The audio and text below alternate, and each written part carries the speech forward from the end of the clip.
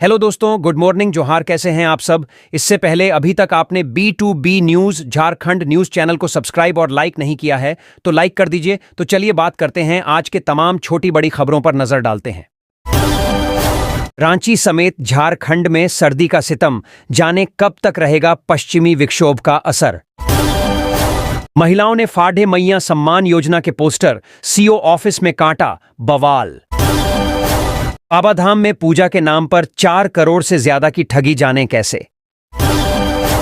महाकुंभ के लिए 18 से चलेंगी स्पेशल ट्रेनें, रांची समेत झारखंड के इन स्टेशनों पर होगा ठहराव। झारखंड के किसानों को मिलेगा बड़ा लाभ, हेमंत सरकार करने जा रही ये काम। गैराज में मिली मालिक की बॉडी, इलाके में सनसनी। रांची में नक्सली तांडव, देर रात फूंक डाले पोकलेन और हाईवा। तेरा आदेश न जाए तब तक, कुख्यात राहुल सिंह ने किया धमकी भरा पोस्ट। आरटीजीएस NIFT में मिलेगा UPI वाला फीचर्स, RBI के निर्देश। जतरा महोत्सव 31 जनवरी को, तैयारी शुरू।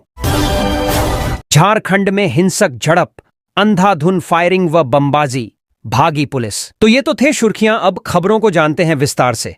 इससे पहले अभी तक आपने B2B न्यूज झारखंड यानी बैक बू बैक न्यूज झारखंड को सब्सक्राइब नहीं किया है तो सब्सक्राइब कर दीजिए, ताकि झारखंड में होने वाली तमाम छोटी बड़ी खबरों से खुद को अपडेट रहें।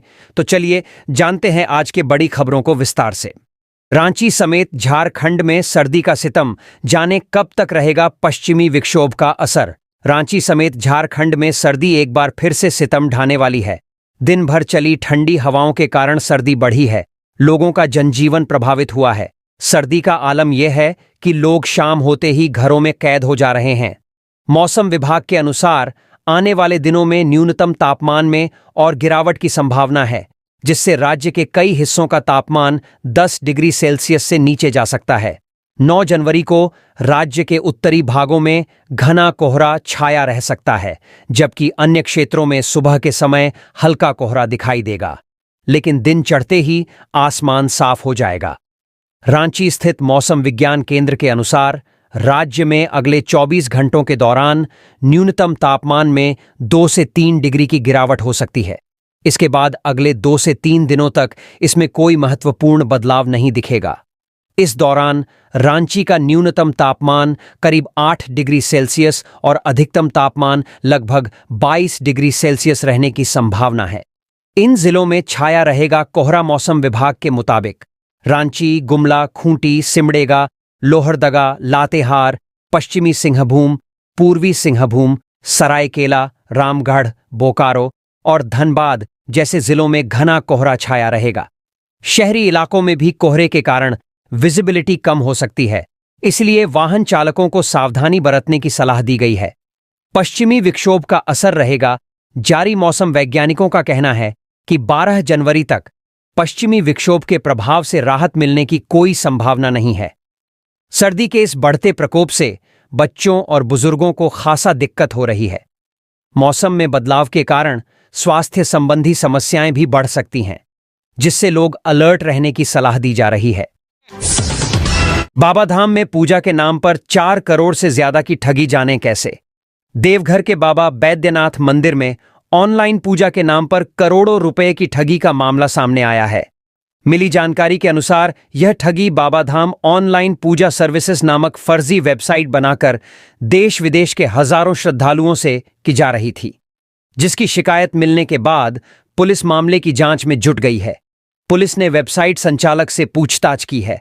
इस मामले का खुलासा तब हुआ जब इस वेबसाइट के माध्यम से बुकिंग कराकर यात्री बाबा मंदिर पहुंचे। हैदराबाद से 5 यात्री बाबा मंदिर आए और ऑनलाइन साइट पर दिए गए मोबाइल नंबर से संपर्क किया। संपर्क नहीं होने पर ये सभी यात्री मंदिर कंट्रोल रूम गए और बुकिंग के बारे में जानकारी दी। यात्रियों की बातें सुनकर वहां मौजूद सभी लोग चौंक गए। शिकायत के बाद जब रजिस्टर्ड नंबर से कंट्रोल रूम में बैठे अधिकारियों ने वेबसाइट संचालक को फोन लगाया तो उनसे संपर्क हो गया। उसे मंदिर कंट्रोल रूम बुलाया गया। वेबसाइट का संचालक जसीडीह के अमरपुर मोहल्ले का रहने वाला है। उसने सारी बातों की जानकारी मंदिर प्रभारी को दी। सारी जानकारी लेने के बाद उस व्यक्ति को दोबारा बुलाए जाने की बात कहकर भेज दिया गया। इस संबंध में मंदिर प्रभारी सह एसडीएम रवि कुमार ने कहा कि मामला गंभीर है, प्राथमिकी दर्ज कराई जाएगी। मामले की जांच भी की जा रही है। इधर मामला उजागर होने के बाद वेबसाइट को मेंटेनेंस मोड में डाल दिया गया है। साइट के रिकॉर्ड के अनुसार अब तक 9,117 लोगों ने निबंधन कराया है। प्रति व्यक्ति 5,100 रुपये की दर से यात्रियों से ऑनलाइन पैसा लिया जाता है। हैदराबाद से आए यात्रियों ने मंदिर प्रशासन को वेबसाइट से संबंधित सारे दस्तावेज उपलब्ध कराए हैं और लिखित शिकायत भी की है। इस वेबसाइट का नाम बाबाधाम ऑनलाइन पूजा सर्विसेज रखा गया है। लोग इस वेबसाइट पर जाकर आवेदन करते हैं और फीस भी ऑनलाइन ही जमा कराते हैं। इस तरह इस व्यक्ति ने अब तक 4.5 करोड़ रुपए बाबाधाम में पूजा दर्शन के नाम से कमा लिए हैं। महाकुंभ के लिए 18 से चलेंगी स्पेशल ट्रेनें। रांची समेत झारखंड के इन स्टेशनों पर होगा ठहराव। यदि आप भी महाकुंभ 2025 में शामिल होना चाहते हैं, प्रयागराज स्थित संगम में डुबकी लगाना चाहते हैं, तो यह खबर आपके लिए ही है। जी हां, प्रयागराज में आयोजित महाकुंभ के लिए लोगों की सुविधा को देखते हुए भारतीय रेलवे स्पेशल ट्रेनें चला रहा है। अलग अलग स्टेशनों का निर्धारण भी किया गया है। आइए जानते हैं झारखंड के किन स्टेशनों से होकर महाकुंभ के लिए ट्रेनें चलाई जाएंगी। एसआईआर करेगा ट्रेनों का परिचालन। दक्षिण पूर्व रेलवे के द्वारा महाकुंभ मेला स्पेशल ट्रेनों का परिचालन किया जाएगा। तिरुपति बनारस स्पेशल ट्रेन 18 जनवरी, 8, 15 और 22 फरवरी को तिरुपति से रात 8:55 पर रवाना होगी और तीसरे दिन दोपहर 3:45 पर बनारस पहुंचेगी। बनारस से वापसी यह ट्रेन 20 जनवरी, 10, 17 और 24 फरवरी की शाम 5:30 पर होगी और तीसरे दिन सुबह 5:30 पर विजयवाड़ा पहुंचेगी। इस ट्रेन का विशेष रूप से झारसुगुड़ा, राउरकेला, हट्टिया और रांची और मुरी में ठहराव होगा।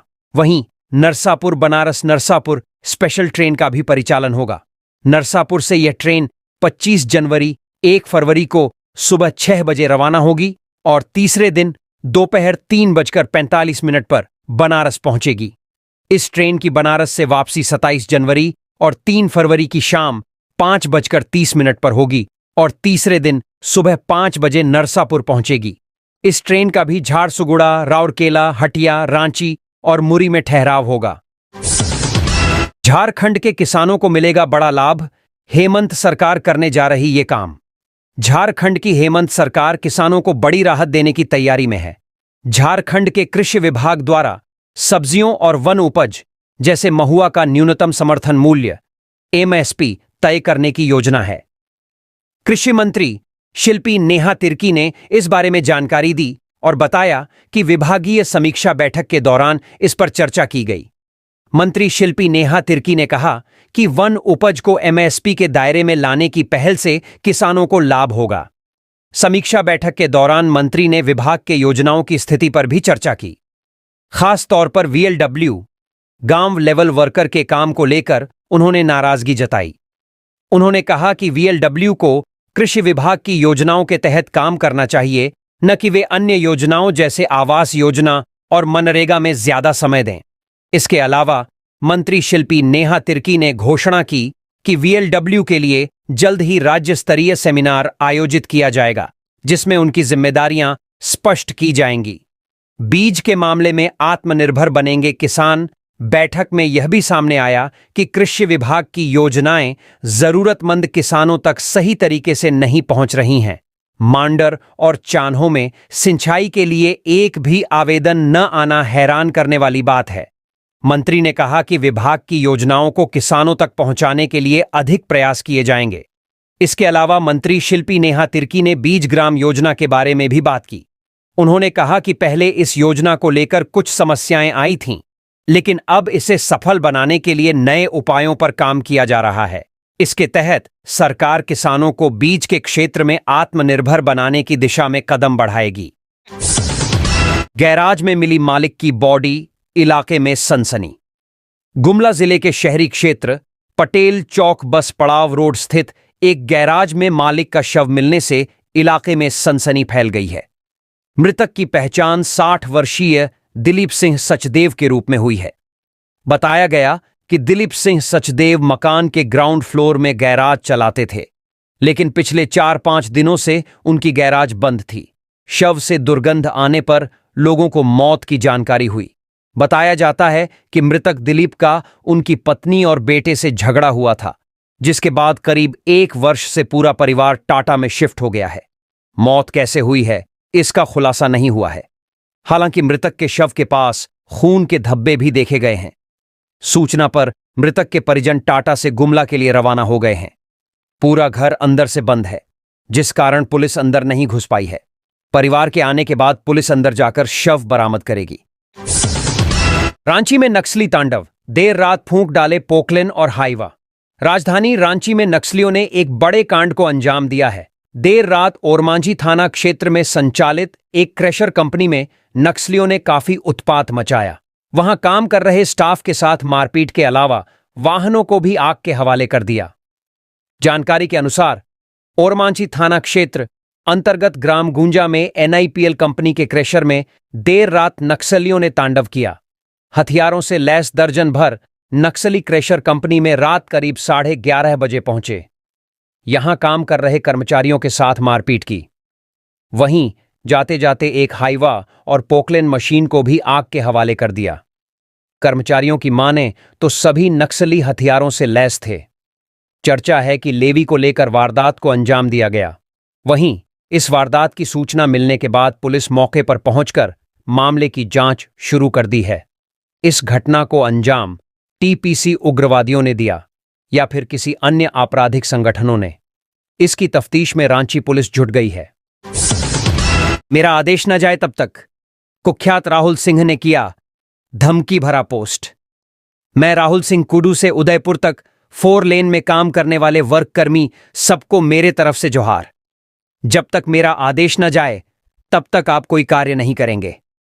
अगर मेरी बात को अनसुना किया जाएगा तो साइड में कोई भी रहे ऑन द स्पॉट किए जाओगे। काम को बंद रखें। किसान मजदूर का मैं बहुत सम्मान करता हूं और उम्मीद है कि आप सब मेरे खिलाफ नहीं जाएंगे। राहुल सिंह जोहार झारखंड। इन धमकी भरे शब्दों के साथ कुख्यात गैंगस्टर राहुल सिंह के नाम का पोस्ट सोशल मीडिया पर वायरल हुआ है। राहुल सिंह के नाम से बने फेसबुक अकाउंट के स्टोरी पर यह बातें शेयर की गई हैं। हालांकि इस वायरल पोस्ट में कितना दम है, इस बात का आधिकारिक तौर पर कोई खुलासा नहीं किया गया है। RTGS NIFT में मिलेगा UPI वाला फीचर्स। RBI के निर्देश।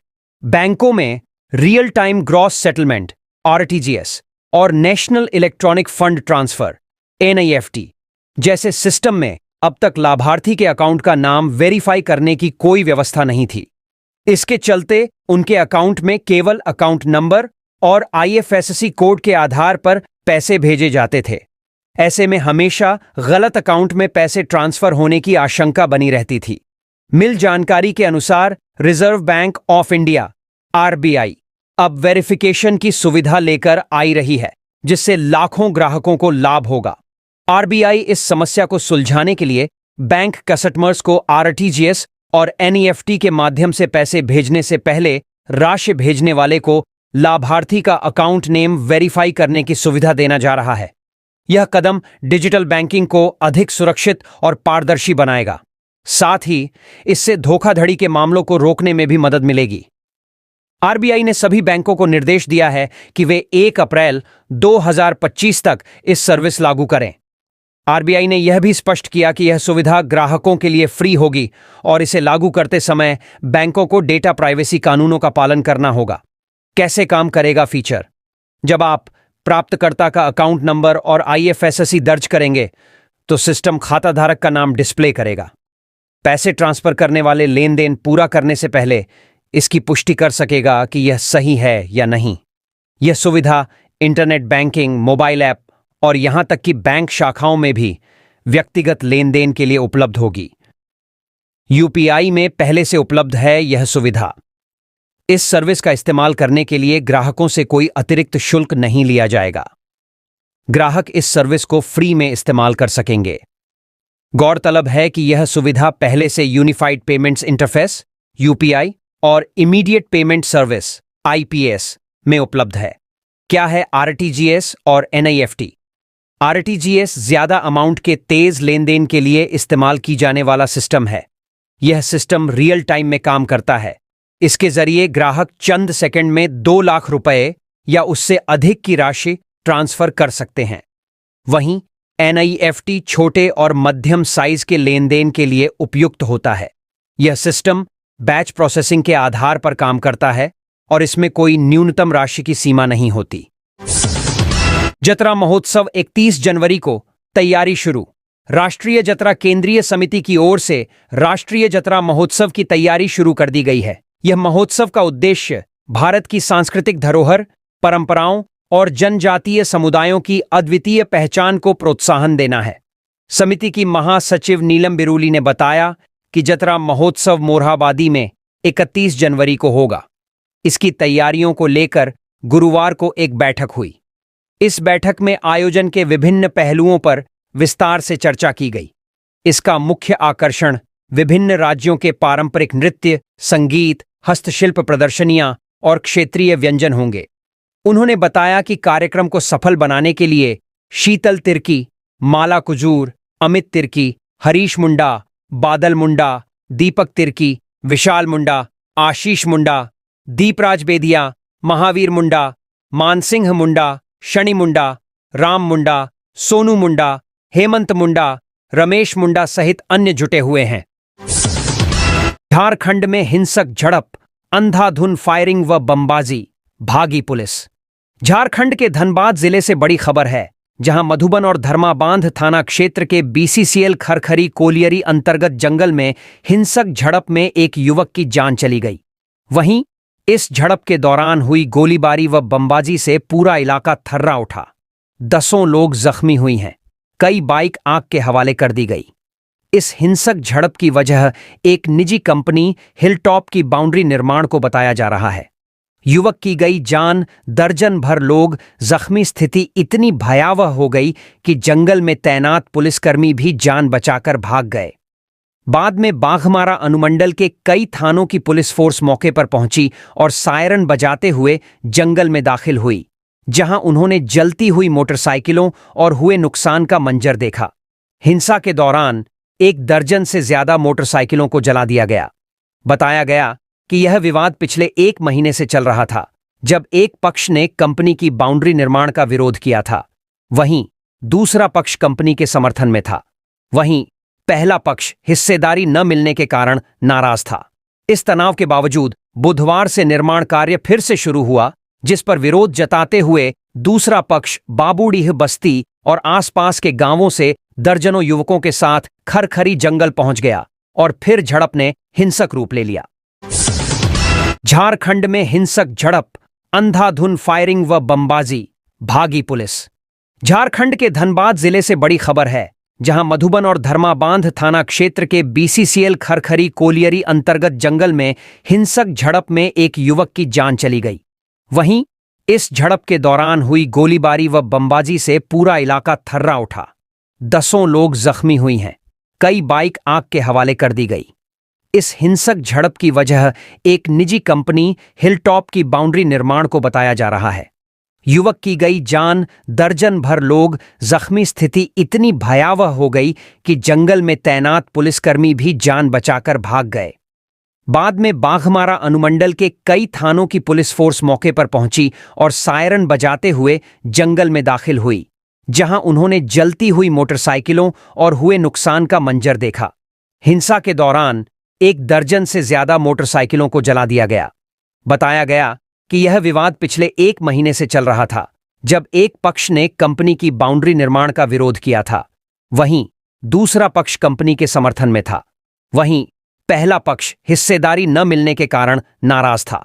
इस तनाव के बावजूद बुधवार से निर्माण कार्य फिर से शुरू हुआ, जिस पर विरोध जताते हुए दूसरा पक्ष बाबूडीह बस्ती और आसपास के गांवों से दर्जनों युवकों के साथ खरखरी जंगल पहुंच गया और फिर झड़प ने हिंसक रूप ले लिया।